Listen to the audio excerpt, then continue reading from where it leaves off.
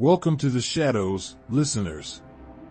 I am your host, Raven, and you are tuning into the darkest corners of the supernatural. Before we begin this journey into the unknown, take a moment, hit that like button to cast your light into the darkness, and subscribe to join the inner circle.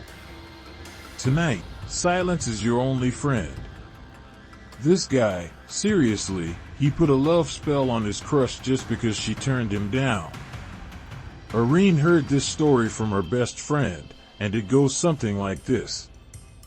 Her mom's friend, C, he used to be head over heels for this really gorgeous girl, Jedi. They'd known each other since high school, but back then, they were like cats and dogs, oil and water. They absolutely couldn't stand each other. So much so that this guy would even mess with her car on purpose. Grahamenessalty, who knows how, but fate's a funny thing. They both ended up going to the same college in the same city. And because they knew each other from high school, they ended up living right next to each other in the dorms. Being away from home for the first time, and renting a place for the first time, they didn't even think about doing any kind of housewarming or anything when they moved in. Until, on the third night, her mom's friend started noticing some really weird stuff. Jedi kept hearing the sounds of dishes and bowls breaking out by the drainpipe in front of his dorm room. It was super strange to him, because it was midnight, who's washing dishes outside his door at that hour? Jedi was tired, though, so he didn't think much of it and just went back to sleep. JD the next night, he heard the sound of dishes breaking again. This time, he was really annoyed, so he opened the door to go look, but there was no one there. That's when he went over to his girlfriend's room, the one he knew from back home who lived right next door, and asked her if she'd heard anything. She said she had. So, the next morning, they started asking around the neighborhood to see what was up. That's when they met this guy named Finn. He was pretty good looking, too, about their age. Graham they told him what was happening. Finn asked, did you guys do any kind of housewarming when you moved in? Jadihi had to admit they hadn't. Finn was like, that's it, you're being messed with. Jadiah guys need to go to the market, buy some offerings, and ask for permission to stay here and study. Graham even went over to their rooms and gave them super detailed instructions on how to do the housewarming. He was talking about it so much that people thought he was a shaman or something. Sure enough, after that, they didn't hear any weird noises for the next 2 nights. Everything was peaceful in the neighborhood, and everyone was happy and energetic.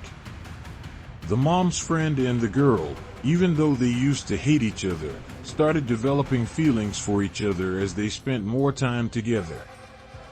Then the guy confessed his feelings, and the girl felt the same way. So they started dating.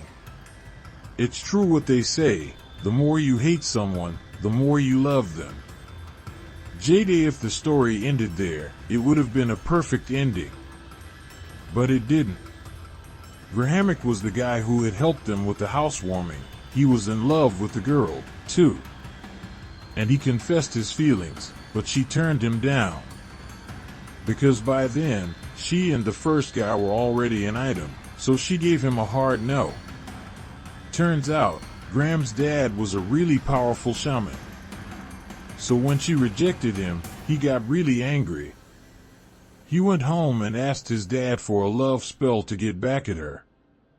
Graham don't know what the spell looked like, but one day, Graham went to buy a bubble tea, put the love spell in it, and offered it to the girl. She didn't think anything of it. She just thought that Graham was a friend since they lived in the same complex, so it was normal for him to offer her a drink. So she drank it. Graham wouldn't know it, whether it was the spell or not, she couldn't sleep all night. The next morning, the girl and her boyfriend, the mom's friend, were on their way to school. Jadihi were usually all lovey-dovey, chatting and laughing on the way to school. JD ate this day. The girl was totally silent, didn't say a word. Jada had day. The guy stayed at school to work on some project. The girl drove home by herself. And that's when tragedy struck.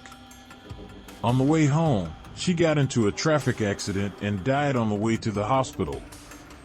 The guy was devastated, totally broken, and started drinking heavily.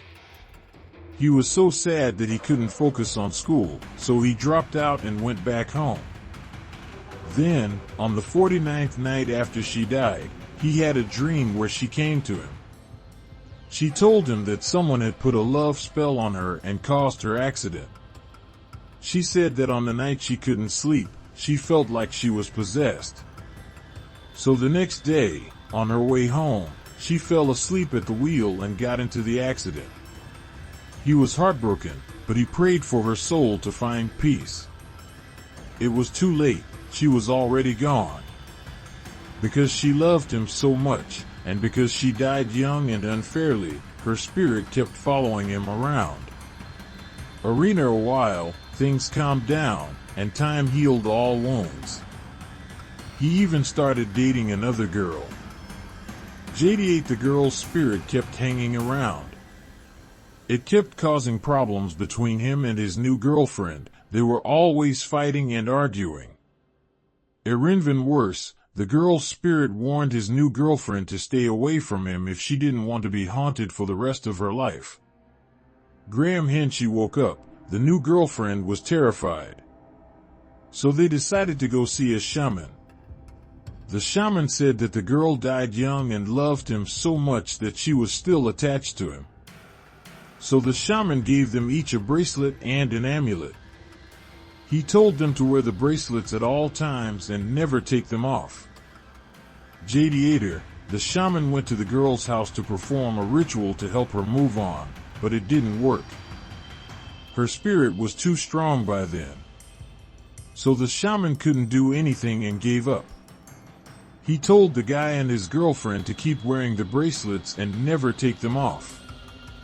JD, every night, the girl's spirit would come back to haunt them, cursing them nonstop. Being tortured and under so much stress, the new girlfriend eventually broke up with him. And ever since then, he hasn't been able to find anyone else. Every time he tries to date someone, they always reject him. JDIs is for all you students who skip tutoring classes. My mom's friend told me that about a year ago, she and a group of 5 friends went to a dance class at 5 p.m. JD, before they went, they got distracted by bubble tea and taking pictures, so they were late. They didn't get to school until 5:40 p.m. Since it was so late, they figured they'd only get 30 minutes of class. So they decided to skip class altogether. They went to this abandoned classroom building. She said her school had 3 buildings, and this one was on the side. All the classrooms were locked, and there were no lights on at all. It was getting dark, but they were all about that adventure life. So they wanted to go to that building to climb the umbrella tree. There was a huge umbrella tree next to the building, so they planned to climb it and eat the fruit. The friend who told the story was in the lead, using her phone's flashlight to light the way. They had picked the fruit. They sat down in front of room 11A6, eating the fruit and gossiping.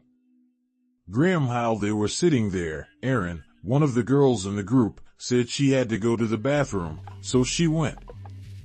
Since the bathroom was at the end of the building and pretty dark, she asked Jay to go with her so she wouldn't be scared.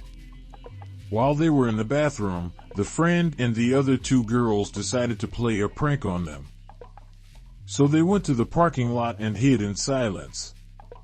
After a while they were hiding, they heard Jade screaming.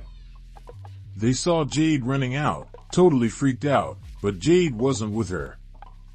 They asked her what happened. She said that Jade had seen a ghost and fainted. Since the building was far away from the other classrooms, no one could hear them scream. And the security guard was nowhere to be found. The teachers were probably all on their way home, so they had to deal with it themselves. Graham, when they got there, they saw Jade lying in a puddle of water. And here's the weird part, they didn't see any puddle of water when they walked by, but now there was one. The two girls who had been hiding with her asked Jade if she was okay. Jade's face was pale as a ghost. Jade said that when she and Jade were leaving the bathroom, she saw a woman in a white ao-dai, with long, flowing hair. She was wearing an ao-dai, but her body was soaking wet, and she was standing in the puddle of water. Jade was so scared that she thought she was a student skipping class like them. So she walked over and tapped her on the shoulder. Jade asked her a question. Graham, when she turned around, her face was green, and she had dark, hollow eyes. Jade was standing so close that she got scared and fainted. Jade ran in the opposite direction, to the parking lot where the other girls were hiding. They took Jade to the car and drove her home. The next day, they went to school and asked the security guard. He said that the building had been abandoned for 3 years. Jade ago, there was a female student who got pregnant, and her family and friends found out and shunned her. She was under so much pressure that she drowned herself in the lake behind the building. Everyone thinks that she was still so young, so she felt wronged, and she's very powerful. So she keeps haunting people, and that's why the building has been locked up for years. Now, you guys might have graduated, and the building might have been renovated. JD8, I don't know if the ghost is still there. You can leave a comment down below to let everyone know. Bye bye. JD, if you made it this far, don't forget to give me a like and subscribe.